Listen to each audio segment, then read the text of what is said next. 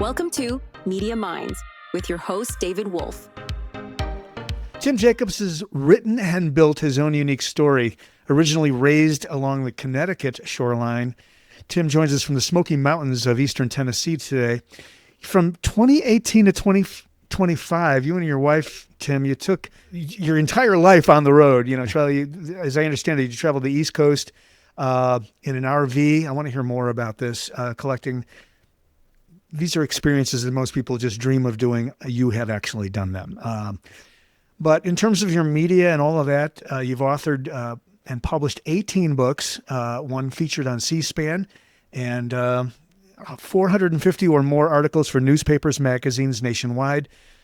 Tim, you teach writing and publishing with a passion, helping professionals turn their ideas into influence, as you like to say. And today, your company, you're leading JWC Publishing, which co-publishes Our Legacy book series, and you're the co-owner as well of Magnus Media Group, and also the co-founder of the Academy of Ghostwriting. And as I understand it earlier, you launched and served as editor of Patriots of the American Revolution magazine. Wonderful.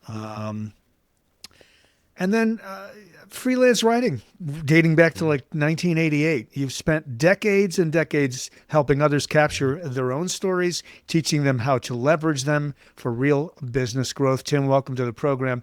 And I want to hear more about what prompted you or inspired you to do this RV traveling thing. Yeah, as my wife has 5 adult children, and as they all started to have children, they all happened at the time to live up in Syracuse, New York, and we lived down in Florida. And we decided, instead of the families coming separately at times just for like a week, or we go up there for a week and a half, you know what? If we just had an RV, we could just go park in their driveway.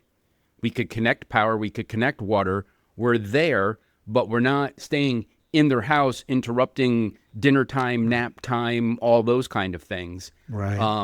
And, she ended up with 12 grandchildren. The oldest is 11 and the youngest are 3. And the first 11 are all girls and the last one's a boy. 11 girls and one boy. We would, one boy at the end. So unbelievable. Gives me permission now to buy G.I. Joe stuff. So our whole plan was, why don't we go up there? We could be there for part of spring, all of summer, part of fall, and you really get that grandparenting time versus a week here and there out of the year. And then some families, things come up and they can't take a break. They can't get down to Florida, or we can't get up there. So we just sold everything and just started going up and down the coast to different places. And then as they moved out of Syracuse, we would just go to those places where they are. But we did that full time for 6.5 years. 6.5 years is a long stretch. And because of the work you do, you really can be a digital nomad, right? I mean, you can really be anywhere. It's your brain, your creativity, and your talent as a writer. And as long as you have internet and a phone, you could pretty much, that's it. Run so the many business. of us are. It's so beautiful. No, it's great. So your first book was published in 1996. Tell us a little bit about that and that experience. As I said, I grew up on the shoreline of Connecticut. I was very close to the Connecticut River, and the Connecticut River is I think it's 410 miles long, and there was this old wooden Victorian opera house built in 1876 that's still standing. One of those stories of, it was one signature away from being demolished, and then a group got together. At the time it was just a bunch of elderly ladies got together, ended up saving it, raising the money to purchase it. And it's gone on to produce, at the time I did that book, I think it was 20 musicals that earned Tonys and went on to Broadway in New York. And who knows what they've done, in the 20, 30 years since then. Yeah. But mainly what I wanted to do is I wanted to write a fictional ghost story using that as the setting. Because you have the Opera House. Across the street, you have the Gelston Inn, which has 6 rooms, a restaurant. And back in Goodspeed's day, when he had the Opera House, across the street was his mansion, which burned down and never got rebuilt. So the whole scene is right there, all the elements you need for a ghost story. And I could find no book whatsoever on the history of the Goodspeed Opera House. So I just started to do my research. And next thing you know, I got a box of magazine articles, newspaper clippings, just, and the internet was new. So it's not like you could just punch in Goodspeed and get all this stuff. It was all, going to the library, the historical societies, things of that nature. Mm-hmm. And a friend of mine said, you know more about the Opera House right now than anybody. You have all the information. Why not write the book you were looking for?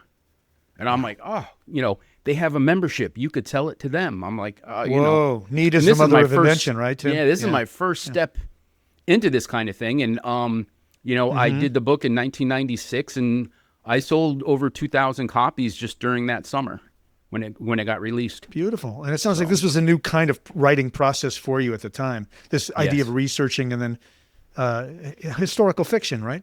I mean, that's really Well, the book, that's what it was going to be, was kind of like, I always say, like, if you think of the movie Titanic, the history is pretty accurate, and then this Jack and Rose story is weaved through the history of it. Right, and exactly. That was my intention, but what I ended up doing was just writing the nonfiction history of the Opera House and the biography of William.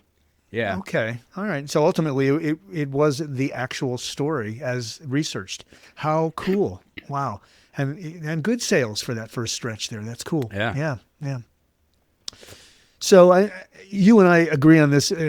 I think it's known that authors are really in a business, and but turning that upside down, you have said that writing or that every business owner should write a book. So unpack that for us. When you work with authors, how do you like to approach that subject matter with them? The idea that they are a business and should write a book. Yeah. One of the first questions I might ask them is, what was the last event you were at, where either you were a keynote speaker, maybe you held one of the breakout rooms, maybe you were on a panel, and they'll tell me about that experience. And then I'll be like, how would that experience been different if you had a book to give away or a book to sell at the back of the room? And that really kind of makes them think like, two other people on the panel were doing that. And I'm sitting there watching them, or I'm buying their book. Exactly. And the thing about it is when you're at an event or even a podcast or any kind of sort of real-time event that comes and goes over the horizon, the book captures the experience for those who were participating there, whether they're in the room or watching you in some other way. And it's a static product that now represents that experience for them and the memory of you, and then, obviously to monetize as well. So I'm right with you on that. I think, and this has been going on. The back of the room sales thing has been going on for a long time. But I'm imagining in your line of work, you help a lot of folks take their business and extrapolate their experience and the business itself and create the subject matter for a book, right? That process. Yep. And it's also, too, I also say, imagine a conference you want to go to, but for whatever reason you can't attend, you can still get with that organizer and say, hey, look, I'm going to ship you 100 books. Can you just hand them out to all the attendees? Or if everyone, usually these conferences, they'll be like, yeah, we have one floor blocked off on the hotel for rooms. Drop 2 books in each room for me. I'll ship them to you. Yeah. You're not there. The book is a marketing tool. Yeah. Yeah. I always say, a book is one of those, it's a very unique format because a book is something people commit time with. Yeah. If you have a book and I'm like, ooh, David Wolf has his next book, I got to read this. What do? I silence my phone, turn my computer off, the TV's off. I'm just relaxing. I'm going to spend an hour and a half with you now. You're not even in the room. I might not even know you, but I'm having a conversation with you because you're talking to me. No one's going to be like, I'm going to go to David Wolf's website for the next hour and scroll around. No one's going to do that. No, that's right. Just by design, it's just not the way we're wired. It's not the way of the world. Yeah. Yeah. The book is a tool. You ghostwrite, or as I understand it, you help business owners or any author or aspiring author to create a book. Is the approach that you take wildly different depending on the case by case, or do you have a specific way that you approach helping them with structure, with, and all of that? Yeah, I would definitely say guaranteed every project's different, client to client, business to business for sure. that's going to be different. It really comes down to what is the purpose and the goal of that author. You know, if they're coming in and it's just like, I want to write a book, I want to be a New York Times bestseller. Well, we all do, but I can't really help you do that. But if you want some serious ROI from your book, you could do your book, print 500 copies, give them away, get 6, 10 clients out of that. What is that worth to you in ROI? Whatever you charge per client, how long does a client stay with you? 6 months, a year? And then they're going to be referring clients to you when they're done with your, with the training, with the course, with whatever you offer. Absolutely. I've also, one of the members of my team has used the expression ROR, return on reputation. Yeah.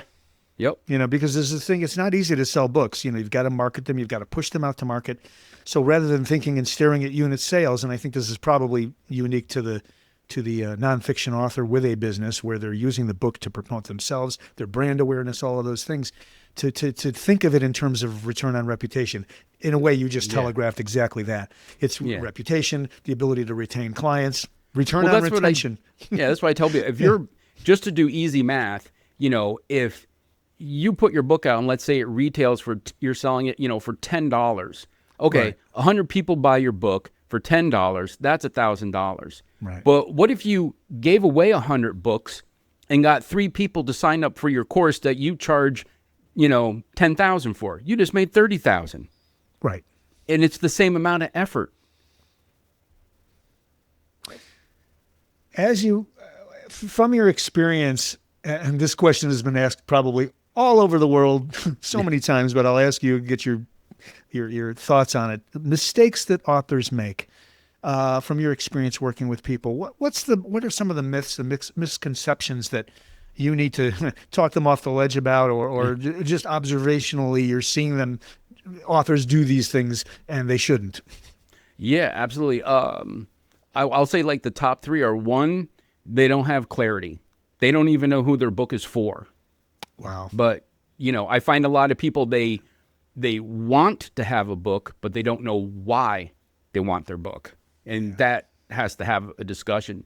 The second thing they do, especially in like the business book, the CEO, the entrepreneur, the business owner, is they try to cram, 30 years of their experience and knowledge down to 200 pages. And you can't do that. Just pick one thing about your business, the biggest problem that you solve for people, what the results are, part of the process, that becomes your book. And for all the other things, you could do other books down the road. But, no one cares about what the Jimmy Carter administration did that affected your business in, 1977. It has nothing to do with the problem your client has right now. It's a lot like business itself, Tim, as you say this. It's just taking that way of thinking, reverse engineering it out from the problem you're solving for an end user, a customer, a client, and creating the subject, the content from that reverse engineer process. Yeah, that's what I always say. When a magician wants to create a trick, where do they start with? They start with the reveal. Here's where the ace of clubs comes out of the deck. Then they reverse, how are we going to do all of that? And once they have the mechanics down, then they go back and they create the story to tell you while they're doing the trick. And it's the same thing with the book. What's your result for your clients? And, just kind of pedal that back. And then the third challenge would be what we just discussed, is getting them out of this mindset like, oh, it costs this much to do a book, I need to sell X amount of copies. No, you don't need to sell any copies. Right. Use the book in all the other ways you've outlined here today. Yeah. No, it's good to be with you. Anything else that I haven't asked you that you'd like to share with our audience today, other than how they can get a hold of you for the brilliance you bring to their process? My website is tjacobs at jacobswc.com. My website is jacobswc.com.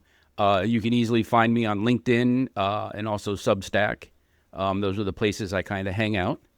As far as how has Substack changed the world of publishing from your perspective? What I like is Substack is basically for writers. It's for people who want to. So you can go on there and just drop, pieces of your memoir. You could just drop in pieces of this is how I run my business, and there's no there's no algorithm there.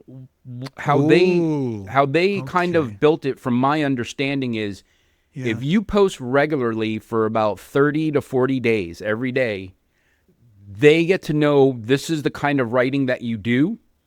And then they start putting that in front of those people who enjoy that kind of writing. And that's how you start to build up your following, your subscription list, things of that nature. So it's not like LinkedIn where everyone's like, oh, you got to post at 8 o'clock EST and you got to play in the comments and you got to do this, you got to do that. It takes that gamification out of it. That's the algorithm that we have no control of. It's more of an organic algorithm, actually, a human. The content is driving it. That's cool. And you're not penalized on Substack for, there's some people on there, they'll post once every 2 hours. Where on LinkedIn, if I do a post, here it is, and then 3 hours later I do a post, well, this one gets buried now. Right. It goes out the horizon. Post. That's right. Yeah. Substack, it stays. And you'll scroll around and you'll see people repeating posts and put them in different places and, everything. So I just like it because you could find stuff that you really want to engage with, things that you really want to read and learn about, and there's no real, like I said, there's no algorithm, there's no game to it.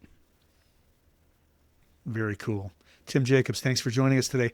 And you are actively looking for authors to work with now. I would presume you're still very actively doing the work you do, right? Oh yeah, absolutely. I mean, we're getting, the Magnus Media Group, which is probably my newest venture. We're I think like next month we're about to go from, we've launched and we're kind of out there and, we're getting close to probably signing up about 8 or 9 authors. Oh, that's fabulous, Tim. That's fabulous to hear. All right, great. Thanks so much for joining us. I hope we'll do it again. Enjoy your day, and we'll see you next time. You too. Thank you. You've been listening to Media Minds with your host, David Wolf. Media Minds is produced by Audivita Studios, a premier production company producing audiobooks and podcasts for clients worldwide. Be sure to subscribe wherever you get your podcasts. To learn more about the team at Audivita Studios, visit audivita.com.